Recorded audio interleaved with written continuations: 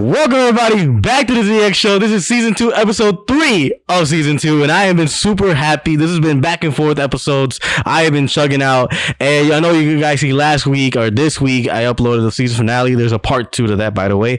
This week is also the premiere of the season 2 beginnings, and we're going to be doing episode 1 on Thursday. So by the time you see this, we're probably already ahead of schedule, but this is season 2, episode 3, and today I have a wonderful guest. I have not introduced him yet, but I just want to take about 5 minutes here to kind of talk about him and everything else. I've seen Bob around a lot, and Bob to me is a very quiet soul, but someone when I'm around I feel very comfortable, I feel very warm.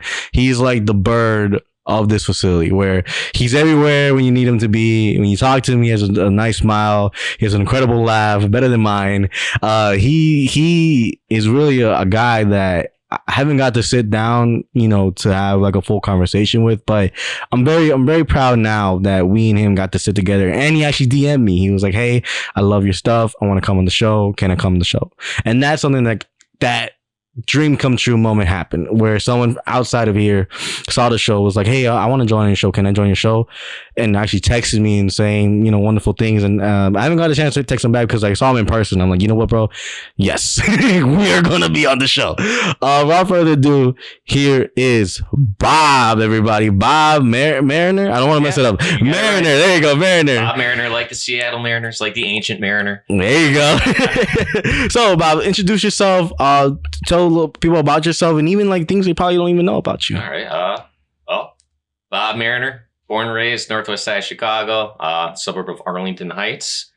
Got my mom and dad, John and Vicky. I got one sister, Jessica, my little sister. She's 2 years younger than me, so yeah, she's 36 right now. Okay. But this is classic grown up northwest side suburban life. Prospect High School, did all right over there. I was a theater kid.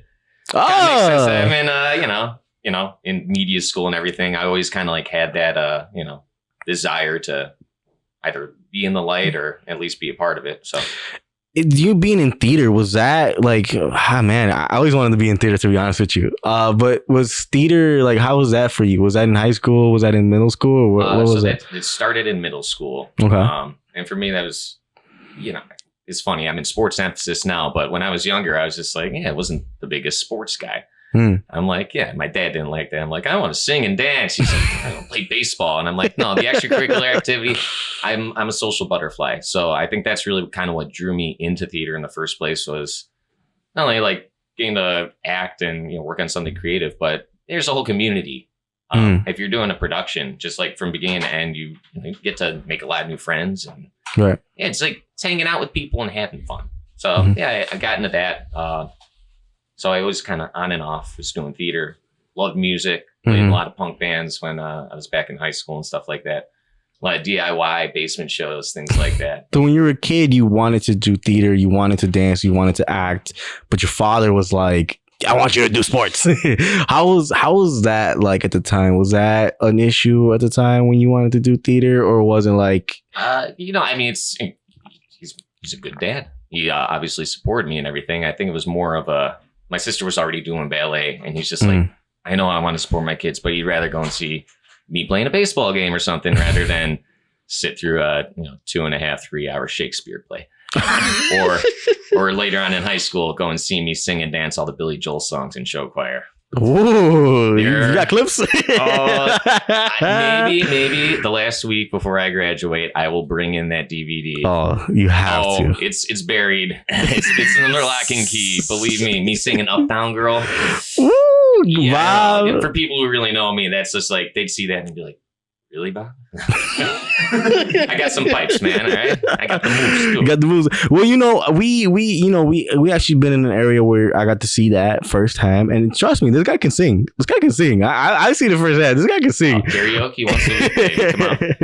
Dude, and that's another thing. Do you go like to karaoke like in the north side? Because I know there's not a north side like karaoke here in Chicago. There's a place a couple blocks east of the Kennedy on Montrose Avenue called Sidekicks. It's like going back to a bar in like the 70s or something. Wood paneling everywhere, carpeted bar. Up until last year, all their karaoke was actually on Laserdisc. They finally shoot! Oh yeah, But yeah, definitely one of those places where if you're not comfortable doing karaoke, pressure's off over there. Oh wow. Big time. Good people watching, Alex. So there you go. Oh, yeah. So doing theater and all that, it's so interesting to me because that puts you in another spotlight where people are watching you, and so at a young age doing that, was that any pressure that carried on? Like, how did theater affect you later on as you grew up? Was something did that at all, like, as you became yourself, find yourself, because I was in middle school, right? You were pretty young. Was that play any part in finding yourself along the way as you got older? Oh, definitely. I was like, I'm not a self-conscious person whatsoever. And I owe a lot of that to theater because they're gonna give you some weird roles to play, and it's just don't feel bad about it. Don't like, oh no, did I do it right? Did I do it wrong? Just like throw all that out the window. I don't know. My wife sometimes doesn't like it that everything just kind of rolls off my back. And like, yeah, there's life moves on. There's always another day, and just don't dwell on the past kind of stuff. Just keep on rolling. And yeah, that theater just helped me with just keep on going. Next play mentality. Yeah, it's like no self-conscious, and you can tell I'm Polish sometimes by the way I dress. I think today I'm all right, but yeah, I'm just like I said, I say no qualms. I fully embrace who I am, and yeah, if you like it, cool. If you don't, that's cool too. I like that. I think like especially people need that to be in their persona, because a lot of times, like even myself, I when I do the shows, part of me is not that confident when I come into the show. Once the camera's on, once everyone's here, like boom, I'm ready, let's go. But like outside, it's like the outside looking inside of it was, man, I have all this pressure, I have all these eyes, and then now it's like, okay, let's go time. Yeah, when you start, it's fun, and it's just like yeah, pressure's off. You're just like, oh, yeah. Going live is always the best part. Even when I was like shooting baseball and stuff, I'm like, people would always laugh. It'd be like 2 hours before the game. I'm like, come on, get the game started already. Let's go. And they're like, Bob, come on. I'm like, I want the action. Let's go. I mean, like that's what life is. Yeah. And you chasing that, did that lead off to many journeys in your life? Can you tell any of those? Yeah. So, I mean, first of all, like with all the acting background and everything, served very well in, my work career up until recently. I did, I don't know, almost 2 decades working in bars and restaurants and kitchens. So yeah, a lot of the time as a server. So the acting followed through there as well. Yeah, for anybody else out there who's ever done table service, yeah, it's an acting job. I was going to say, first of all, is it true what they say about an angel shot? I always wanted to know that. I always seen that on TikTok and all that. Is that like a technical term you guys use, or was it different in your bar? Yeah, it's something that I've heard of and I know about it. Never seen it. Wow. In practice. Yeah, usually, if you're a good bartender, you could already tell when there's going to be a problem there. And at least in my experience, when I was bartending, yeah, if I saw something, even if somebody was going to like order the angel shot, and they wouldn't have to because I'd already be on it. I'd see something happening and I'd pull a guy aside and be like, "You're out." And be like, close the tab. Oh, why don't I get my check? And be like, we both know why. Oh, yeah, man, dude. So it's finesse. Were you like at all like first being a bartender from like ending it off in like 2 years? Like, what were some of the craziest things you saw? I've had being a server for 2 years. I'm pretty sure you have some stories here. Oh, yeah, I was a lot of Copa. Yeah. I think that's the one story that comes to mind. I was bartending at a place up in the north side, and one of my regulars, a Chicago police officer, wonderful guy. He'd come in after his shift and just keep to himself. He'd only talk to me and just have a couple beers, and he'd go home. Well, there's some gentleman who worked for the civilian. What is COPA? Something police accountability. Okay, it's like Civilian Office of Police Accountability. I mean, they're the police for the police. They're looking for when they're breaking the law. So they overhear me talking to this cop, and they're also like, oh, there's a cop drinking in the bar. So they start going over and talking. He's like, yeah, no, I work over at District 17. Like, where's your badge? He goes, well, I'm just trying to relax after work. And he's like, I don't need to show that to you. I'm a civilian right now. Like, well, you can't you can't impersonate a police officer. So they start going in on this guy. He moves to the other end of the bar. They follow him. They start demanding he throws his gun on the bar to prove he's a cop. They say they're going to call their higher ups because this guy is impersonating a police officer. This goes on for 2 hours. I'm trying to mitigate this. Now all of a sudden it's a half an hour past close. These people will not leave. I have to call the cops on them. I have the real cop inside the bar with me. I finally get these guys. I locked them out. They're banging on the front door. Man, well, like cops show up. Flip the script at me like, we're really sorry and everything. Yeah, because the sergeant who shows up, he's like, yeah, this is my employee, Joe. He's not working right now. He just finished his shift. He was having a couple beers. Like, we're so sorry. We're so sorry. I mean, now that's the craziest they have to do. I mean, obviously there's bathroom stuff. But, yeah, being a bartender, you're also a janitor. So, oh man, let me tell you, there's some of these old men that they live on a liquid diet, and then I find out how that works out later. So we'll leave that at that. Jesus Christ. Other than that, I never really had too many problems. I guess there was this one guy, he ended up having gastro surgery or whatever. They took out a large piece of his intestine, and he had just recovered, and it was just finally his first time being able to go back out and drink. I only served him 3 beers, and the next thing I know, this guy just right over, stands up in the bar stool, passed out, cracks his head. I'm like, oh my God, what happened? Shit. I'm thinking he's on drugs. Right. Like, 3 beers, nobody falls over like that after 3 beers.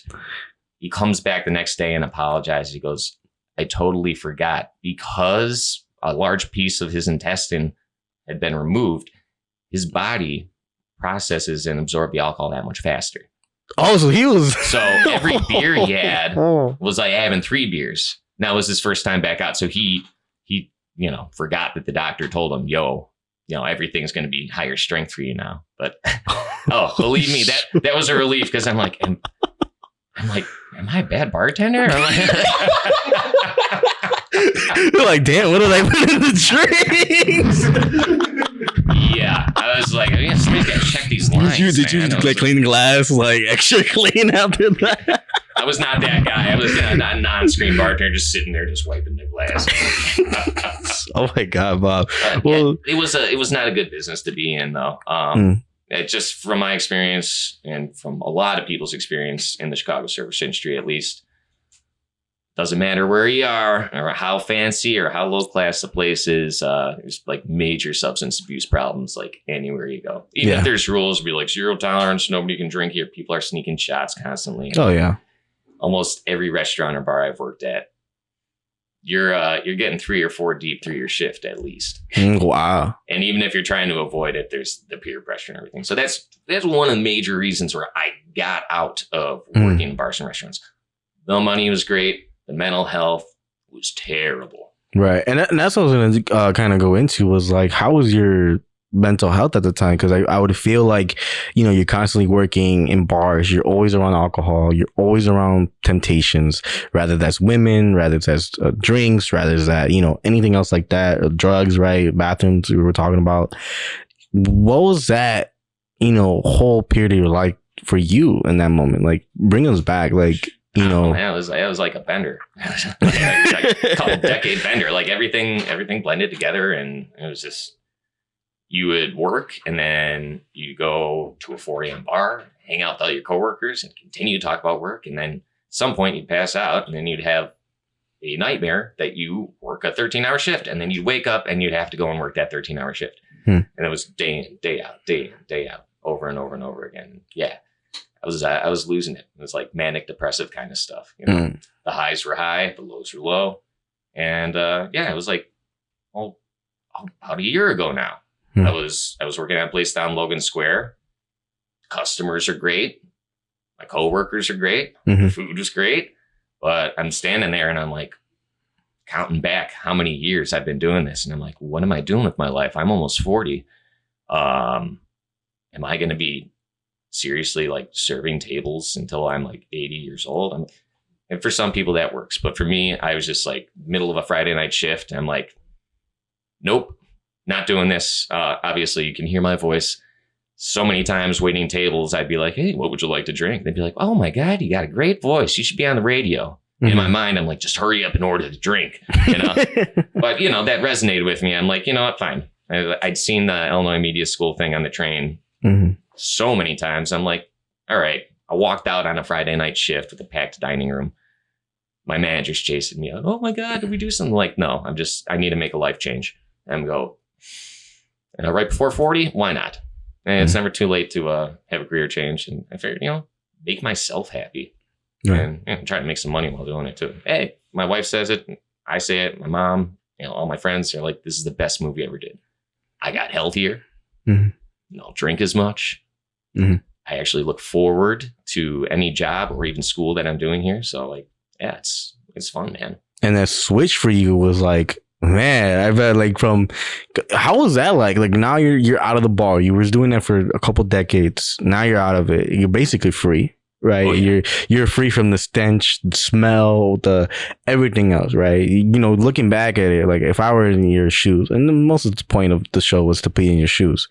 Being in your shoes, I can see like the smell not being no more there, the awkward conversations you might have with customers, the constantly dragging, you know, people out of the way or dragging, you know, situations, you know, de-escalating things. Right. And then now being in a realm where you're seeing rainbows and you're at the hill doing whatever you want at this point, right? Yeah, I mean, it feels right too. I mean, that's the other thing too. I'm like, there is no dread coming to school. I'm like, and even with the pressure with some of these projects and some of the jobs I've been getting too, yeah, it's a little scary and nerving, but like, it's a good nervous energy that I get from that. But I mean, being given the tools and like having the confidence in this, it's like, best move I ever made. See the smile on my face. Yeah, I was gonna say the smile on your face, brother. Like, and that's something like I like. Another thing I forgot to say in the beginning was your smile, man. Your smile really brings my day up. I can't tell you how much your smile brings on my day up. Knowing that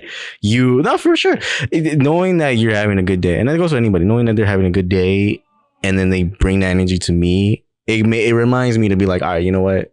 I gotta have a good day too, because if it's Bob's doing it, then I should be doing it, right? And I kind of always look at it that way in life. Like, if you can do it, why not I can do it, right?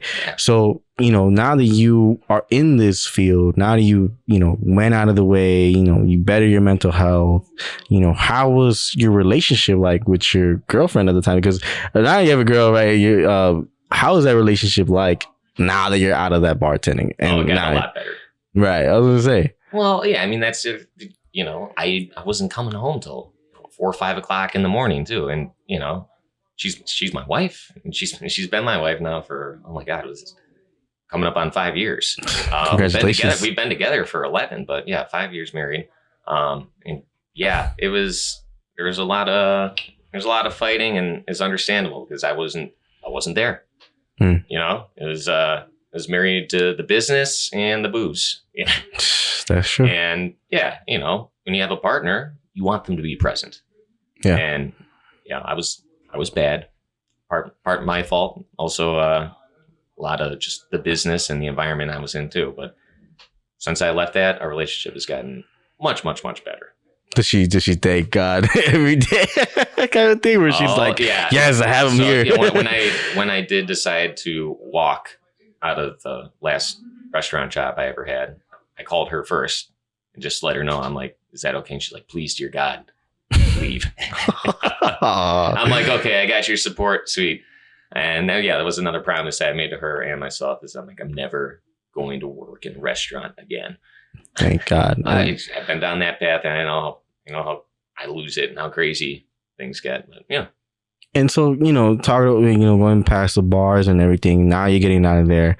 Talk to me about growing up in Chicago. Because when I see you also, I see Chicago. Yeah, going up on the north side. I'm suburbs, Arlington. But yeah, my mom and dad grew up Belmont and Western. They were city kids. They were north side Chicago. Both men on the board of trade. They decided to move to Arlington Heights when they wanted to have me. There you go. Yeah, because my mom's like, oh, I'm not raising kids in the city. Arlington Heights has got a great school system. Mm-hmm. My dad's like, and there's a racetrack 10 minutes from the house. It used to be a racetrack. thank God the Bears are moving there.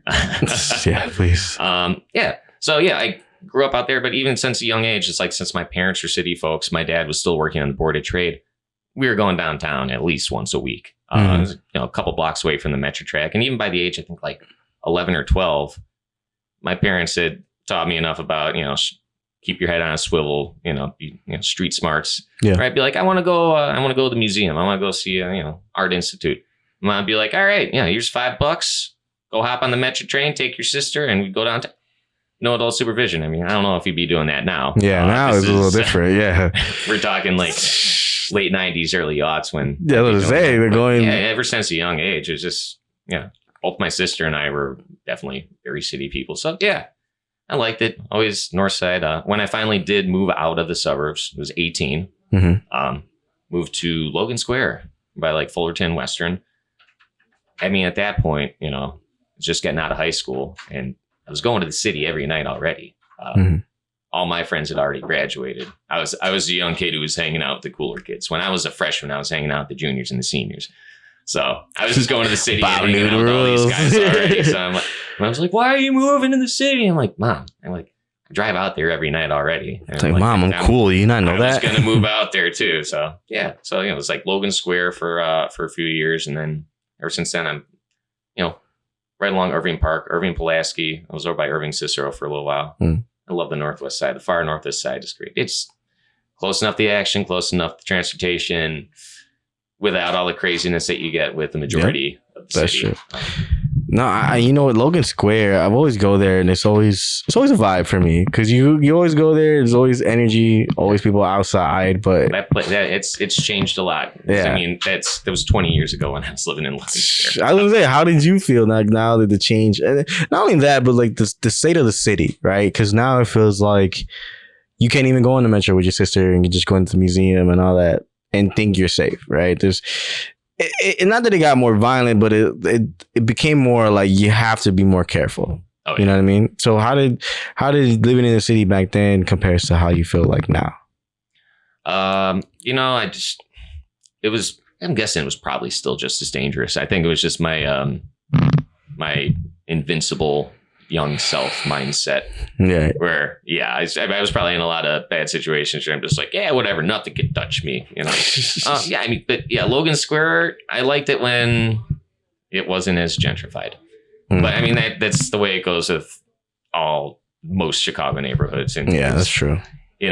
Cheap rent, cool neighborhood, maybe not the best, but then all of a sudden they start building like these steel and glass monstrosities like you see up and down Milwaukee Avenue. They start building. I don't even recognize how Logan Square used to be. It's not the same. This is how I know it's starting. Yeah. You see the Starbucks. You see the Starbucks, and then you already know it's like, I worked at the Logan in California Starbucks. That was an 8-month stint. I don't know. Hey, props to anybody who works at Starbucks because that's, dude, it never ends. Especially Logan Square Starbucks, summertime. Oh. You clock in for your shift and there's just a line out the door. There's a line out the door. Entire shift. It just doesn't stop. And then going back to your father, right? You mentioned that, the racetrack, and that just reminded me that you love NASCAR, you love cars, you love racing, you love all that culture, Want to go fast. You want to go fast, exactly. Where did that, come from in your childhood? Like, was that from your childhood? Where did that love for cars, racing come from? I say, my dad's side of the family was Irish Catholic, so we like throw a couple back, and we like a little gambling over here too. So for the entirety of my life up until the racetrack closed, that's where our family reunion from my dad's side was Arlington Racetrack. Oh. We got all the Mariners together, and be throwing back some Coors Lights and betting on the ponies, man. And then my uncles would come over and we'd watch football, and then we'd watch NASCAR on Sundays, and we had our own little fantasy NASCAR league. Back in the days of Dale. Oh, okay. Yeah. Oh, yeah. 2001. That was a sad year. We had to take a break from watching NASCAR. I was going to say. It's too much. But so that's where that kind of happened. It was like I said, I wasn't the sports guy, but my uncle's coming over, and family's watching Sunday sports. Like, all right, especially the being able to bet on a NASCAR race too made it a little bit more appealing to me. And that goes with most sports. You got a little skin. The greed came to you. No, if you got a little skin in the game, it makes the game that much more fun to watch. Okay. That's true. Yeah. So, I mean, that's where that happened. I'm still running my own NASCAR fantasy league now. Oh, you are, dude? Yeah. Second place, couple weeks left to go.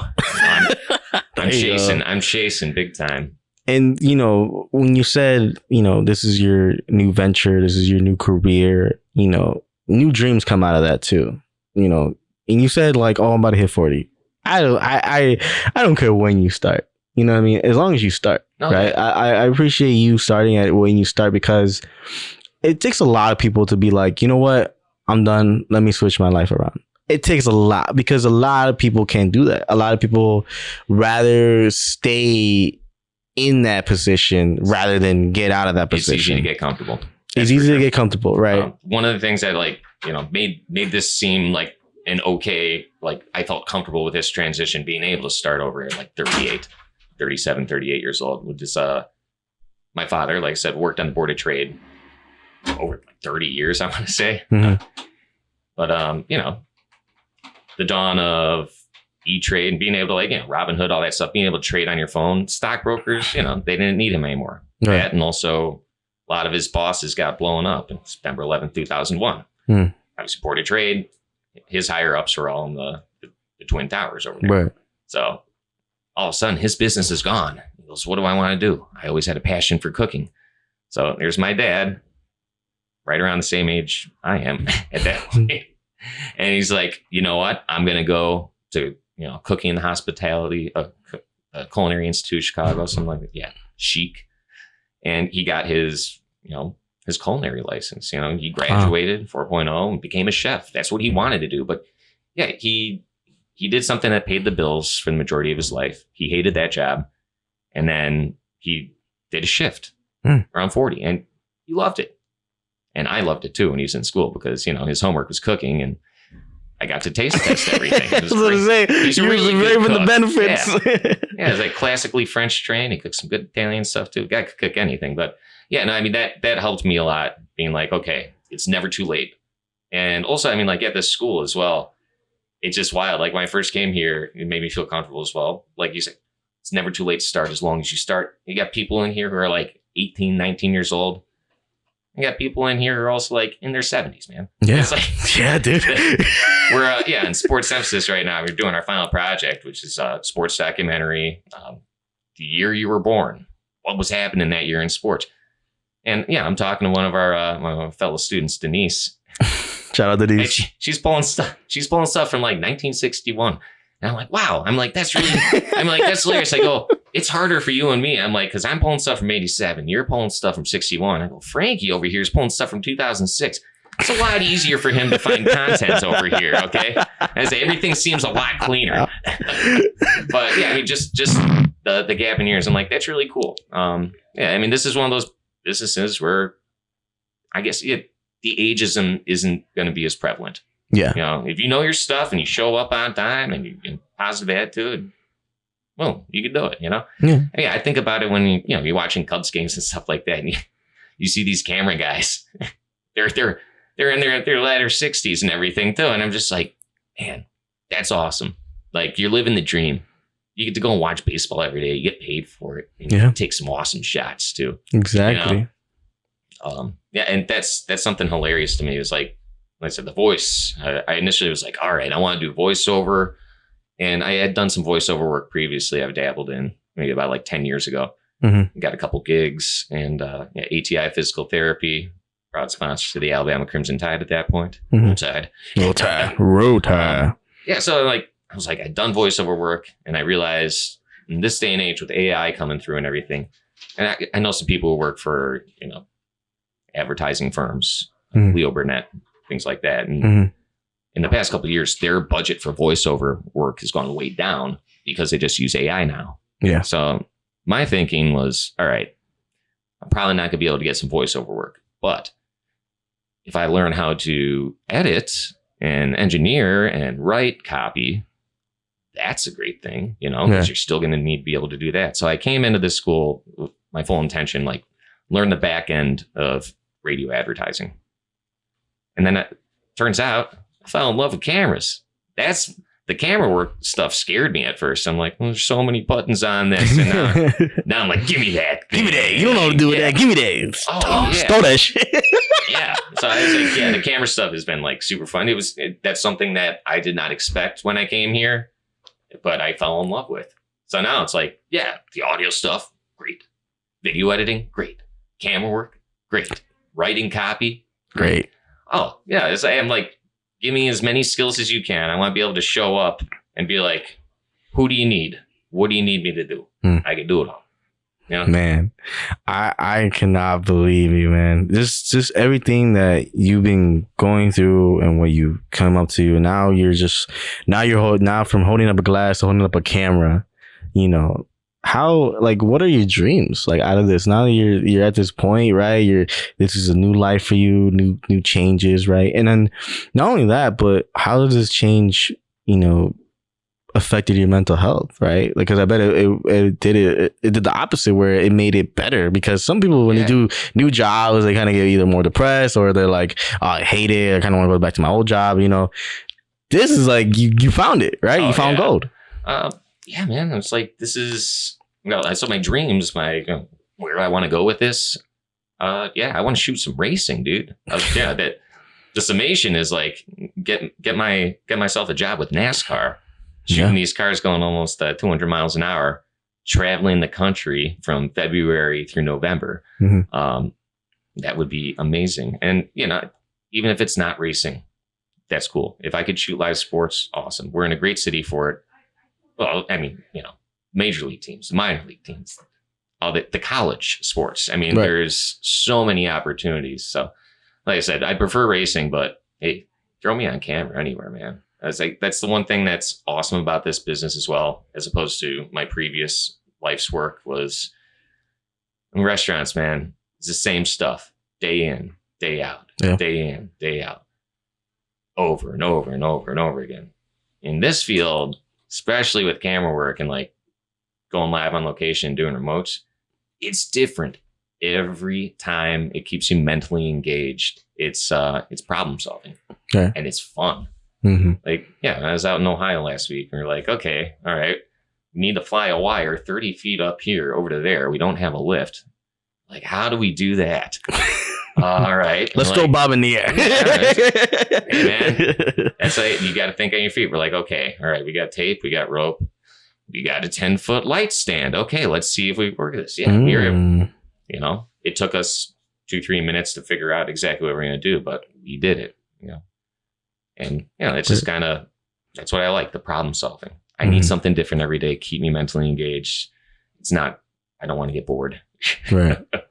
And, now that you're reaching like close to like 40s, looking back in your 30s and 20s, and even younger than that, what advice would you give yourself, looking back in your 30s, looking back in your 20s, because being in a bar, it was like, I can't imagine the amount of like thoughts you were going through your head, right? Like just being around so many bad things at that point, right? And just then staying up nights and then waking up, dead in the afternoon, still sleeping while everyone's doing something, there's like, vacation was a word that was not in my vocabulary. Neither was weekend. It was just like no life. It was married to your job. If I could give myself advice, I would have gone back in time and yelled at myself when this place was still called Illinois Center for Broadcasting. Because I think I was like 21. This is over 20 years ago, maybe like 25 years ago. I was on CTA and I saw Illinois Center for Broadcasting, which is now, the Illinois Media School, be on air. And I, signed up to get more information on the school, and they sent me the packet and everything. And I was about to enroll, and then I didn't, because I got scared. And I'm like, no, I'm just going to work in restaurants. I'd go back in time and I'd go and kick myself in the butt and be like, enroll, sign up. Well, I mean, it's never too late. I'm still here. And I think being a little older, I'm a little bit more focused. But if I could have changed something, I wish I would have done this like 25 years ago. Dude. But, on the bright side, I did it now. And I I got to meet you. I get to meet you. You get to be on the Double show. D. And all these wonderful people who are students here and all these wonderful people who work here. And it's like, yeah, I'm really happy with the people that, are now in my life. Yeah. It's really cool. No, and I meant the first thing I said was you being the bird here. I think that, and I'm serious, because to me, when I look at, people, I don't know why I thought of you as a bird, because you were always there. You're very polite. You're very the centromech that keeps this whole ship together, where, when we see you, hey Bob, how are you? Hey, how you doing? We do a 5-minute, 10-minute conversation. 5 minutes, 10 minutes, 30 minutes, maybe an hour, and then we move on with our day.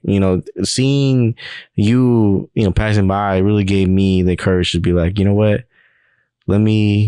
First of all, let me go look at some racing. And then 2, and then second is let me smile. Let me smile. Let me be happy, because, and that's why I love doing this. And that's why I love meeting you guys, because you guys, all you guys here, you guys give me a sense of reason to be here. Not because it's my job or anything, but to actually get up and do the show, or get up and actually, do the job, because it's mentally, for me, it's hard to do something when I'm not motivated to do it, or I don't see that there's no reason to it. I've cut a lot of things off because I see how dead it is. And how dead I feel inside doing it, right? Yeah. Not being happy, not being in the best position to do it, right? Financially or emotionally, right? So sometimes I quit. I don't want to say I'm a quitter, but I would say that in those times where I don't see nothing growing, I kind of leave, right? Yeah. And so seeing you guys, doing you guys doing, right? From seeing you from first doing audio, I remember that we were like talking about, you want to do voiceover, you have a great voice, man. Going from there to now seeing like you're doing camera, you found this passion for it, you want to do it every time. If there's a camera I can give you, you know how to work it. That I love so much, because that shows how much growth and also maturity of what you really want to do once you start doing something that you really wanted to do. Because me, I love film, and I continue. I still want to do film, and I will do film for the show. But podcasting is where I was like, I get to talk to people, and I get to be on the opinions, and I keep my brain, training, because now I'm not, doing this, all day. I'm actually going over there, talking to people, getting to see them, getting to know their lives, even afterwards, because I see it like this. Like, when you see somebody, you don't expect this story. You don't expect like the background. I don't expect you to work in a bar and spend like 2 decades doing that. I would expect you to be in theater, but I would not expect you to do bar. And some of the stories that I've heard, I would not expect it. So to hear your story, man, it's very wonderful. Is there anything you want to share with the audience that people may not know about you, or just advice at all? Just in anything, mental health, or just even the topic of, not being too late. I would say, always 15 minutes early is on time. That's some advice I'll give you. All right. Especially in this business. Right. Yeah. They say 2:00 and you show up at 2:00, you're late. All right. I mean, you may be on time, true. But yeah, showing up 15 minutes beforehand, being like, yo, I'm here. Can we get started on something? Goes miles. Yeah. That's a little advice. Something else you might not know about me. I do enjoy a lot of music. I was telling Adam before, I was like a lot of punk bands in high school and everything too. So, what was your bands? I was in Dizzy Chair Time. It was a grindcore band. Okay. I think our longest song was probably like 35 seconds. Oh, yeah, kind of stuff to make your ears bleed. And then I was in a punk ska band called Gain, like the laundry detergent. Oh, yes. We were very tongue in cheek, very goofy. Our hit song was called Ball Pit Monsters. Yeah. I was like, remember McDonald's Playland? I don't think they got those anymore. Oh no. Well, they do, but like not the ball pit. yeah, those ball pits, man, they were not the most sanitary thing in the world. Oh my bad, dude. Oh god, ketchup and everything in there, we barbecue. Had another band called Vagrancy Plan. That was like Rise Against was just getting popular. Also, shout out Northwest Side Chicago. Rise Against, Tim McElrath actually grew up not too far from where my house was in Arlington Heights. Oh, really? Oh, yeah. So it was really cool. It was like a little hometown hero there. There you go. We did our own our own little copy of Rise Against called Vagrancy Plan. That was probably the best band that we had.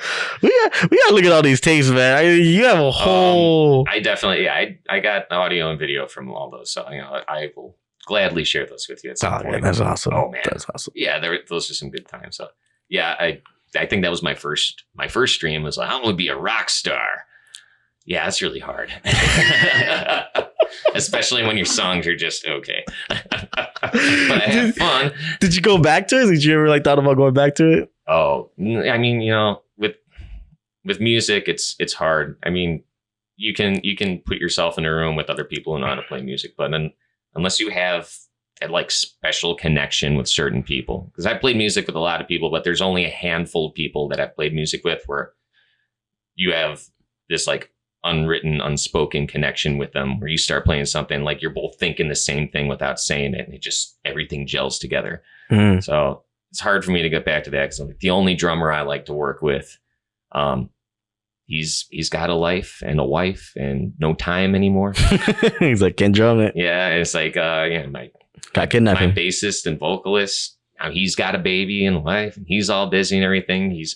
This guy's hilarious, man. He used to be one of the most punk guys, and now he's running meditation retreats. It's weird to, at that age, you're seeing all your friends from high school do something completely different. Is that weird? Because I haven't got to that point yet. I haven't seen all my friends grow up yet, but I mean, so no gigs, no playing shows or anything, but yeah, I'll see these guys every once in a while, and we'll grab the acoustic guitar, or I'll bring my ukulele, and we'll do a nice little kumbaya kind of punk rock hippie jam sitting in the back porch.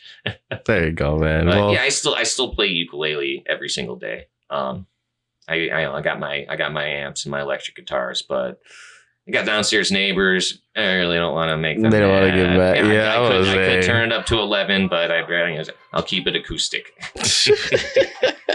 Whoa. I said no phones now. No, but Bob, I just want to say, thank you for being on the show. Thank you for, coming on the show. Thank you for even DMing me. I think that was I was getting jealous. You're having so much fun, man. I'm sitting at home, watching this stuff. I'm like, yeah, I want to be on the show. I'm like, I was going to ask Alex. And I'm like, no, he wants guests. He's having a show. Can I be on your show? No, a lot of people came up to me I want to do a show. But, what's difference is when you reached out, I felt you wanted to be on the show, because sometimes it's hard to decipher when to have people on the show or not, because it's sometimes do you want to talk about this, or you're just looking to be on the spotlight? You know what I mean? A lot of people, and that's one of the struggles that I ran into. The cameras out, I'll just talk to you anyways. Exactly. And that's what I'm saying. People, that's why I would, not that I'm so selective, but I'm very okay, but are you want to be on the show to open something, or do you want to be on the show to talk about something, right? You and I were yeah, let's open up. Yeah, that's fine. Yeah, I'm an open book, Talk about whatever, man. Talk about whatever, right? And people can talk, but and I had it before. I even had it way back where people were oh, I want to go on a show. And we did a show, and it was uninteresting. It was very much I'm over here trying to pull the strings to do this, right? But then driving a show it's not the easiest thing in the world. Yeah. And it just makes it that much harder if the passenger is gotta carry you. Is pulling teeth. Believe me, I've dealt with that before, where I'm you gotta give me something here, all right? I'm trying to fish. Cry. Damn it, cry. But no, I just want to say, thank you for reaching out to me, texting me, being hey, Alex, I'll be on the show. Because that really meant a lot to me at the time. Because when you texted me, I think I was at the urge of being you know what? This podcast is cool, but I don't know if I can continue it, because I was not mentally there, but mentally in in the background, I'm just a lot of things going on. I don't know if I can continue this. And when you DM me, I was if I quit right now, how many times or how many people would be so upset with me? Not even that, but how many people have I would let down from speaking about what they went through, and how many people outside of here that I let down from hearing what they went through.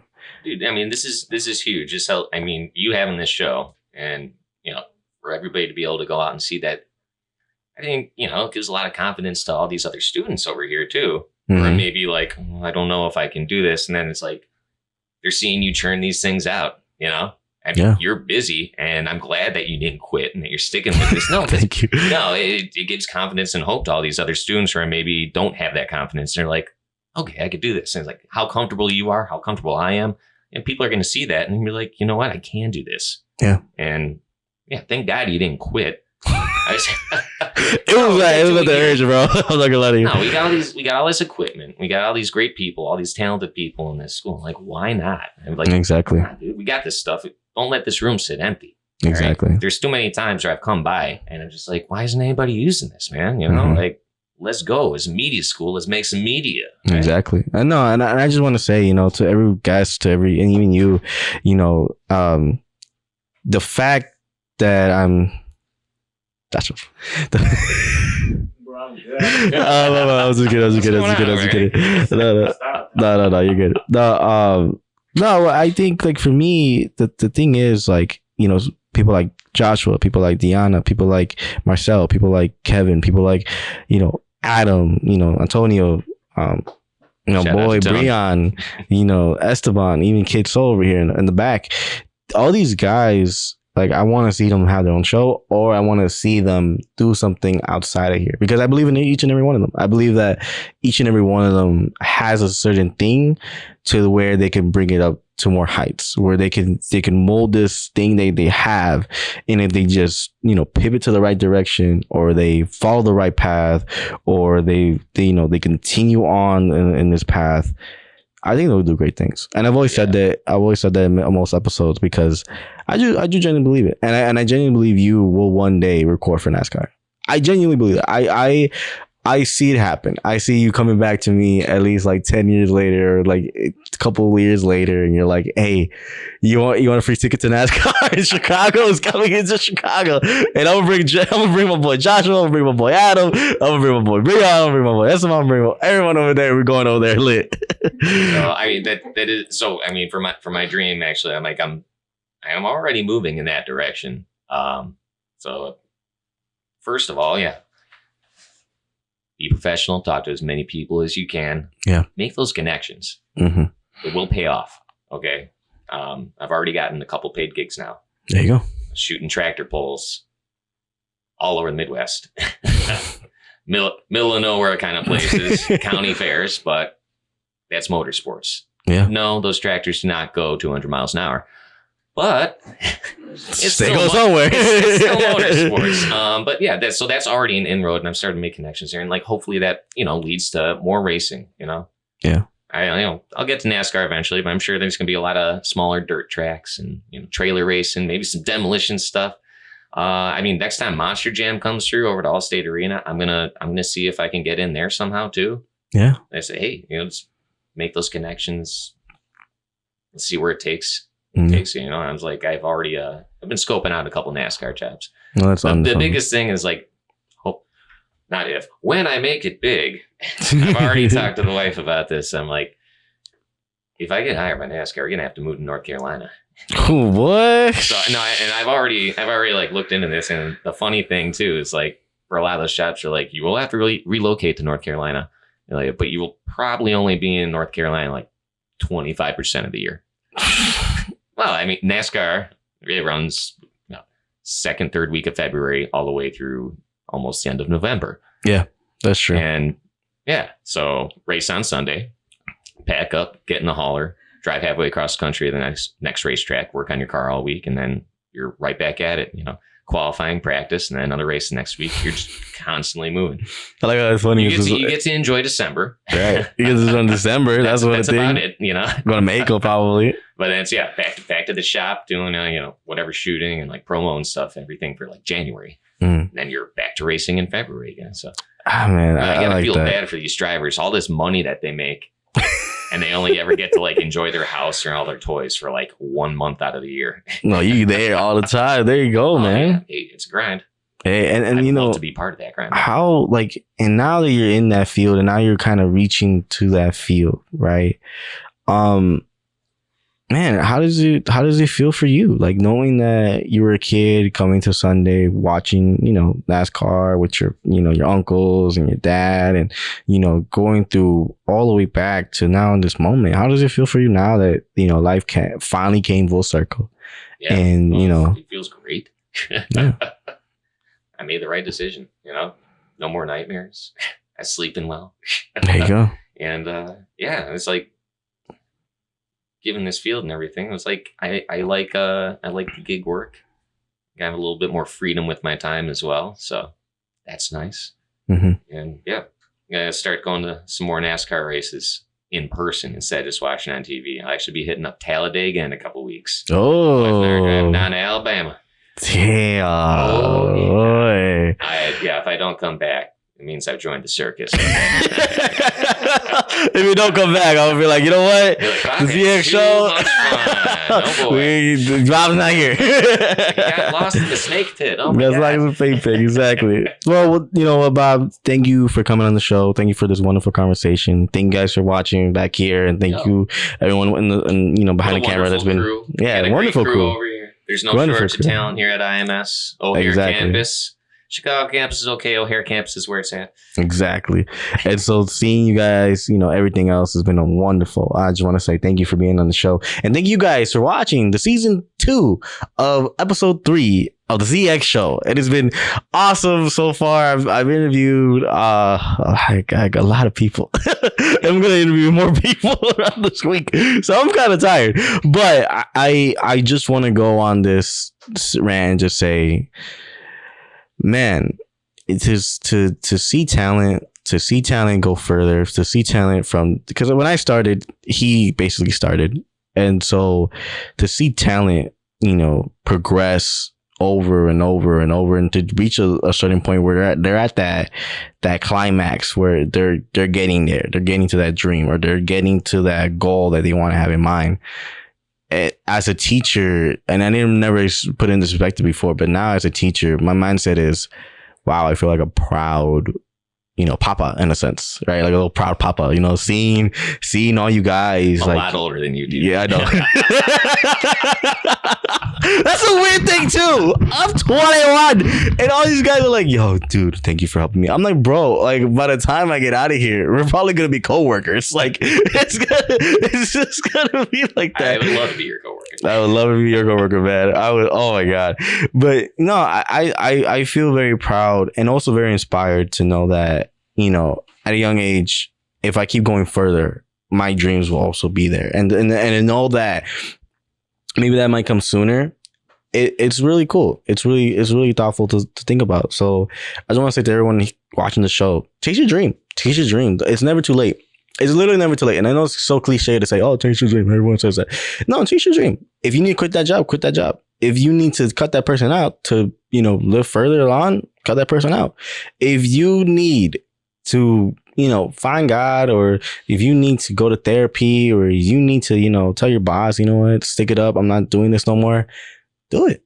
Because at the end of the day, your mental health, your own happiness. I've always said it. You're responsible for your own happiness. You're responsible for your own career, right? If I were to stay with my dad and did construction and everything else, I wouldn't be here. I wouldn't be talking on the screen. I wouldn't be talking to him. I wouldn't be talking to any of these guys. I wouldn't be an instructor, and I wouldn't be doing films, right? So follow your dreams. And like Bob did, he said, you know what?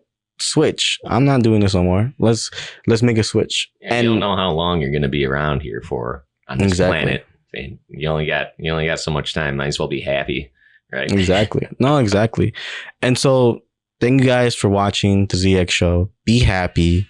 Tell someone you love them, and tell someone that to smile. Even if you're having a rough day, just smile. Just put in the comments, tell Alex, don't quit this show. Oh yeah, and I guess put in the comments, don't quit the show. I will never. I would never say never, but I would say that I would never quit this show, because I feel responsible to guide this help, because not all this is me. All these guys that came out on the show, they're not, I didn't force them to come on here. I didn't force them to open their mouth. All the content you see is because of them. And so I always give thanks to them. I give thanks to the guests because, the clips you guys see is, it's them. They're the ones that are bringing awareness to this. And so rather if I'm here or not, I always want the ZX show to continue bringing in mental health to others and being more aware of it and being like, hey, no matter if you're 60, 50, 40, 30s, 20s, or even like 8 years old, right? Because now I meet a lot of 8 years old or younger people, and they're like going through it because they're seeing what their parents are doing. They see what school's going on, and they see social media. A lot of these kids became more mature. Like I talked to my sister the other day. She's talking like a whole grown teenager. She's only 12. So these these kids also need that help. So thank you guys for watching the ZX show. I'll see you guys next time. Have a great day. Bye. Stay tuned.